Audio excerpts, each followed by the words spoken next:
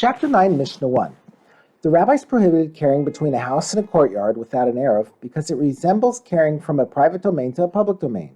There are two elements that make the house appear like a different domain from the courtyard. 1. The house is owned by one person or family, whereas the courtyard is also owned by others. 2. The house is used regularly by its occupants, while the courtyard is used by others, which makes the difference in their ownerships very obvious. Our Mishnah discusses the law of carrying between private areas that are owned by different people but not used that regularly. We now turn to the words of the Mishnah. All the rooftops of a city are considered one domain, even though the houses beneath them are occupied by different residents. Since the rooftops themselves are not used regularly, they are not considered separate domains from one another. One may therefore carry from one rooftop to another even without an Erev, as long as one rooftop is not 10 tefachim higher or 10 tefachim lower than the other rooftop. If they are, there is a special rabbinic prohibition against carrying between them.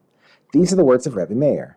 The sages disagree with Rebbe Meir's first point, but the sages say each rooftop is a separate domain because they are treated the same as the houses beneath them. Therefore, just as we may not carry from one house to the other without an Erev, so too we may not carry from one rooftop to another unless there is an Erev between the houses. Rabbi Shimon takes the most lenient position of all. Rabbi Shimon says rooftops, courtyards, and karpafes, enclosures that are not used as living space, are all considered one domain because they are not used regularly, and one may carry from one to the other even without an Erev. In regard to what is this so? Only in regard to utensils that began Shabbos inside one of these areas, but not with regard to utensils that began Shabbos in a house.